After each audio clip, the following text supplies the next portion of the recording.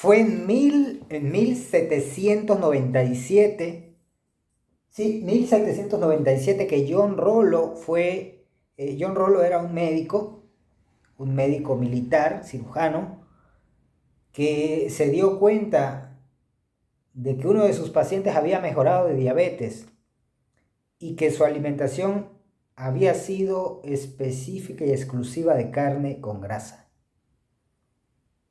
Y yo quiero que pienses en esto porque ya en otros videos habíamos estado explicando diabetes mellitus.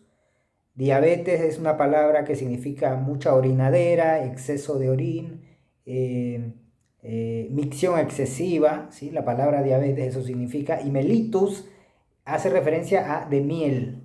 Mellitus significa de miel. Luego entonces la diabetes mellitus es un problema en el cual el paciente orina demasiado, pero que en su orina hay glucosa. Bien, es importante esto porque incluso en 1797, que John Rollo hizo esto, todavía no se encontraba, vamos a decir, una solución, todavía no se sabía cómo reaccionar ante el problema, ante esa enfermedad. Generalmente la diabetes ya cuando le pasaba a alguien era una, casi una sentencia de muerte. Y lo único que se daban cuenta era que el paciente orinaba demasiado, orinaba mucho, mucho, mucho, mucho, mucho, y conforme orinaba también se desprendía, dice que se derretía la carne, se perdía peso el paciente y se deterioraba. Y moría prácticamente la vida con diabetes era muy corta y muy dolorosa y muy desagradable.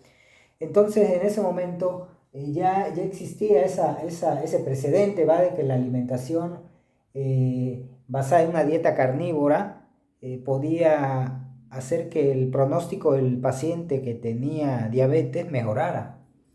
Y fue hasta que se dieron cuenta también de algo muy importante, y fue Pierre Piorri el que hizo. Pierre Piorri hizo exactamente lo contrario a lo que había hecho Rollo. De hecho, él lo que hizo fue aumentar las recomendaciones que iban dirigidas a hacer que la gente comiera un exceso de azúcar, porque él entendía, dijo, bueno, la gente está muriendo, está perdiendo azúcar por la orina, ¿no? Que luego también ya se sabía que así como la orina lleva mucho azúcar, también la sangre, o sea, también en la sangre y los fluidos del paciente diabético tienden a ser dulces por la presencia de glucosa. Se sabía que lo que le daba el sabor dulce a la orina era la glucosa, lo que le daba el sabor dulce a la sangre era la glucosa, lo que le daba el sabor dulce a los tejidos era la glucosa. Entonces él dijo, bueno, lógicamente él pensó, dijo, bueno, se está perdiendo azúcar, el paciente aunque come no recupera peso, adelgaza y se muere, pues empezó a recomendar a la gente comer más cantidad de azúcar, con lo cual él intentaba de esa manera reponer la pérdida de ese azúcar que estaba teniendo el paciente. Claramente los resultados no fueron positivos porque la gente moría. Incluso uno de sus colegas, un amigo de Pierre Piorri, fue que hizo las recomendaciones de Pierre y murió.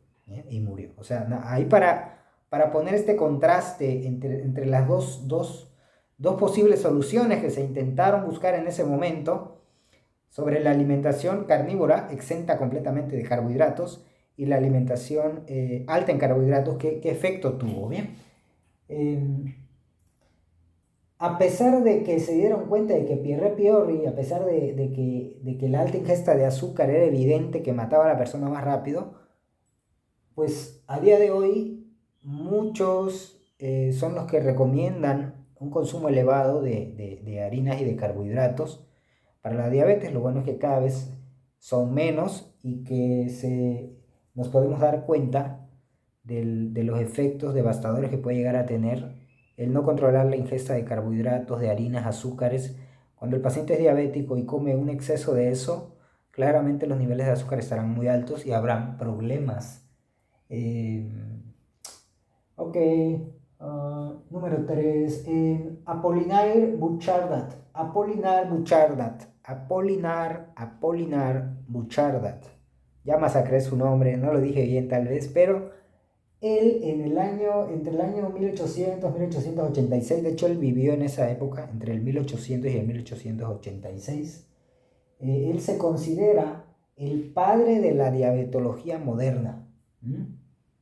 Y él escribió un informe que se trataba sobre la glucosuria o diabetes mellitus. Él fue su libro, un libro muy informativo en esa época que se llamaba De la glucosuria o diabetes mellitus. ¿Eh? En ese libro él hablaba de su propia terapia, de cómo él intentaba ayudar a los pacientes y que lo que a él había funcionado era precisamente una alimentación donde él suprimía, él reducía, él quitaba, eliminaba el consumo de carbohidratos, de harinas, de féculas, de cereales y de azúcares. Y él ya estaba así como que arrojando luz, porque en ese momento todavía no se sabía exactamente qué era lo que pasaba, pero gracias a su terapia los pacientes mejoraban.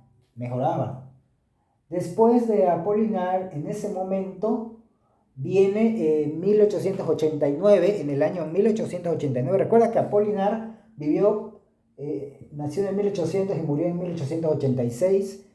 En el año 1889 el doctor Joseph Bong y el doctor Oskar Mikowski, ambos, Joseph Bong y doctor Oskar Mikowski, fueron los médicos que le quitaron el páncreas a un perro. Le quitaron el páncreas a un perro en ese momento. Y fue así cuando se dieron cuenta de que el perro empezó a orinar y confirmaron que la orina de ese paciente tenía glucosa. Así fue como se dieron cuenta que el problema de la diabetes tenía mucho que ver con ese órgano. ¿Por qué? ¿Por qué le estaba pasando eso al perro? ¿Por qué estaba orinando demasiado? Diabetes. Mellitus, porque estaba orinando demasiado y su orín llevaba glucosa. ¿Por qué? ¿Por qué? ¿Por qué? Y luego, en 1910, Edward Sharpe se considera el fundador de la endocrinología. La endocrinología es el estudio de las hormonas. Él relacionó la carencia de insulina con la diabetes mellitus. Él fue el que relacionó en ese momento, en 1910, la carencia de insulina con la diabetes mellitus. De hecho, él fue el que bautizó, si no me equivoco, él fue el que bautizó a la insulina como con ese nombre, ¿no? Insulina, por esa hormona. Él dijo, bueno, es esta hormona la falta de esta hormona es la que está relacionada con tener diabetes mellitus, ¿no? Y diabetes mellitus, porque recuerda que la diabetes mellitus es mucha orina, mellitus de miel, ¿no? Insulina viene del latín insula, porque en latín significa ínsula. Ínsula significa isla.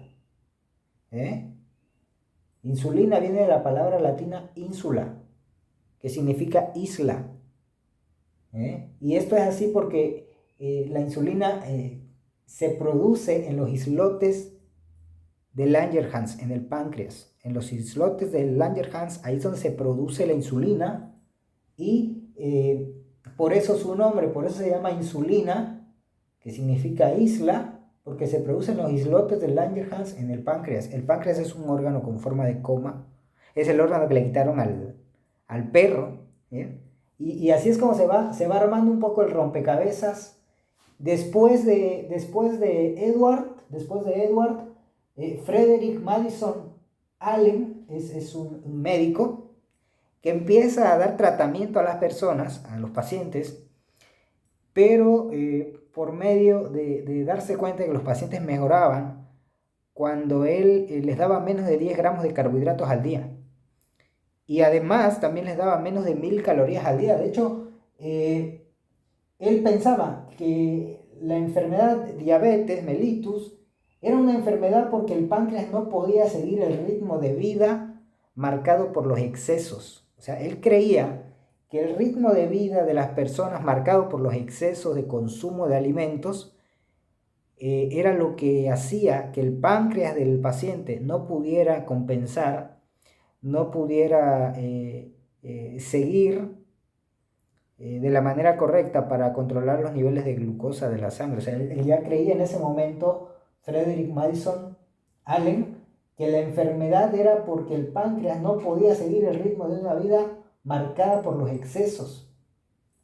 En ese momento se burlaban de él, se mofaban de él, y de hecho hizo un tratamiento que se llamó tratamientos del hambre, donde ponían a los pacientes, los hospitalizaba y tal, los revisaba, les daban café, les daban vino, whisky, no sé, para que la pasaran bien, porque literalmente les daba pocas calorías, pocas calorías, luego nada de carbohidratos, mejoraban, los pacientes mejoraban, aquí algo muy importante, que los pacientes mejoraban, pero que los pacientes diabéticos, en ese momento no se diferenciaba entre si era diabético tipo 2, o sea, diabetes mellitus tipo 1 o diabetes mellitus tipo 2, que ambas no son iguales.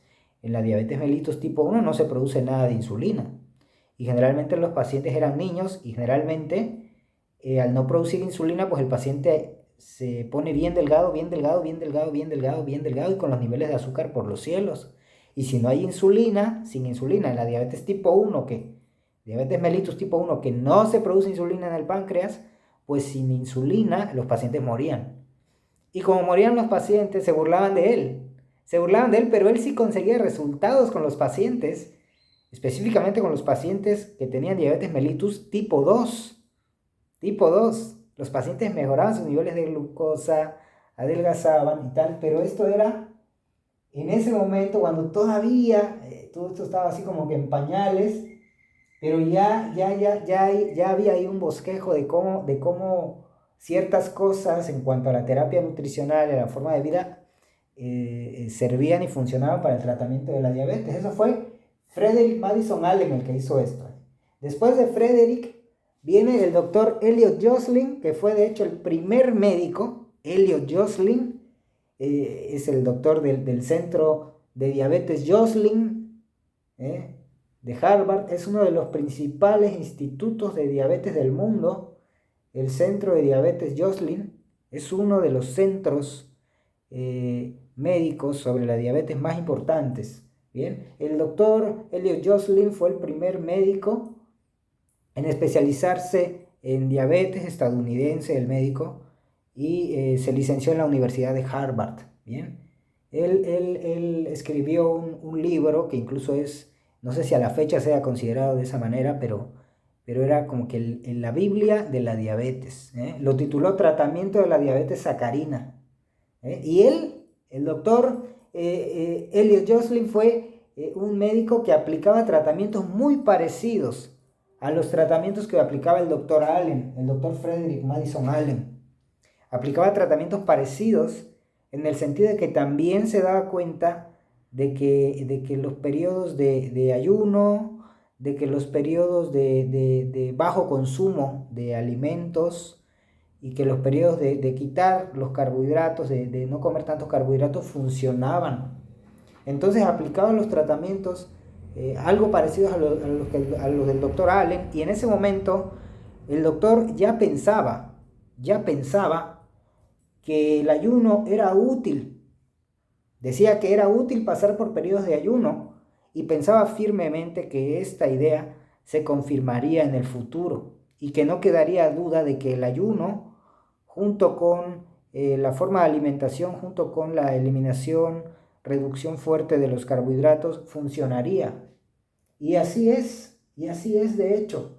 De hecho, esto es muy importante porque si lo piensas, en este momento, en este video no estamos hablando todavía de cuándo se descubre la insulina, pero sí estamos hablando de todo lo que pasó antes. Ya luego en 1921, algo así, pues ahora sí que se aísla la insulina, ¿no? No que se descubra, sino que se aísla la insulina y luego ya se puede usar y ya viene toda otra parte de la historia de la diabetes, porque en el principio, pues la gente se moría por esto, se moría porque tenía mucha orinadera y en el orín iba la glucosa, la gente se perdía su forma física, se demacraba, literalmente se disolvía la carne, así lo explican en algunos escritos. Y era una enfermedad temiblemente mortal, temiblemente mortal. y que poco a poco se va desarrollando la historia, te vas dando cuenta de cómo es que los médicos, médicos tan médicos como los médicos de ahora y tal, que trataban de mejorar, trataban de ayudar a sus pacientes, trataban de hacer las cosas según su criterio, tratando de hacer, de empujar a la ciencia, de empujar a los descubrimientos para poder llegar a una solución. Tanto es así que, bueno, el doctor Piorri fue el que hizo lo contrario a estos médicos, y al final terminan muertos muchos pacientes porque se creía en algún momento que el problema de estar perdiendo azúcar en la orina pues era porque el paciente necesitaba comer más azúcar. Pero es que no se comprendían muchas cosas y no es que el médico estuviera mal, no, simplemente era lo que en ese momento él trató de hacer, Pierre Pior.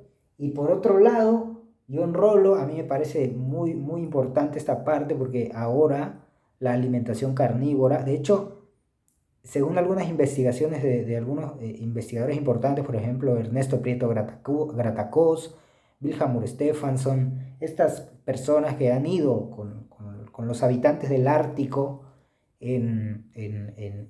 allá en Canadá, tal, pues luego resulta que la única alimentación que ha soportado la prueba del tiempo transgeneracional, o sea, generación tras generación, ha sido la alimentación carnívora, carnívora, con grasa, tal, y esa gente no tiene diabetes. Entonces, John Rollo en ese momento lo hizo así, y observó que el paciente que mejoraba eran pacientes que tenían una alimentación exclusiva de carne. Luego Jocelyn, que luego viene y también aplica los tratamientos parecidos a los de Frederick Madison. Y ahora, ¿qué tiene esto que ver? ¿Qué tiene esto que ver? Tiene esto que ver contigo muchísimo, contigo que eres diabético, porque te puede arrojar luz, te puede arrojar luz, te puede ayudar a entender un poco la historia, te puede ayudar a entender igual la historia de la enfermedad, de cómo, de lo importante. Mira, porque al final con la diabetes no importa lo que haces, sino haces lo que importa. No importa lo que haces, sino haces lo que importa. No importan los medicamentos que te tomes y la cantidad de insulina que utilices. Si tú no haces los cambios de estilo de vida y de alimentación que son requeridos,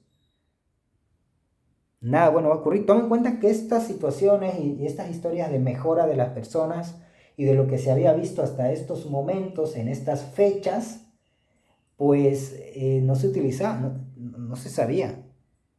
No había medicamento, no había nada que pudiera tratar esta enfermedad más que la aplicación de ciertos cambios dietéticos y de estilo de vida. Las personas que mejoraban porque tenía que ver con una reducción del consumo de harinas y panes y galletas y sopa y pasta y arroz y maíz, y tenía que ver con el consumo de bajo consumo de glucosa entrante en el organismo, como ya habrás visto en algunos otros videos.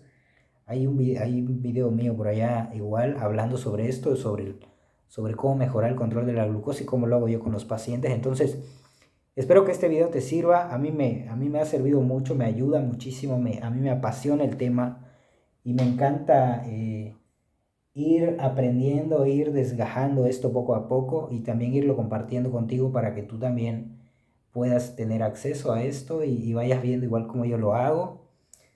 Y quizá igual y te contagia tanto como a mí, igual y quizá y te ayuda tanto como me ha ayudado a mí y a mis pacientes. Te dejo con este video, espero de verdad que te sirva, que te guste mucho y ya, nos vemos pronto. Adiós.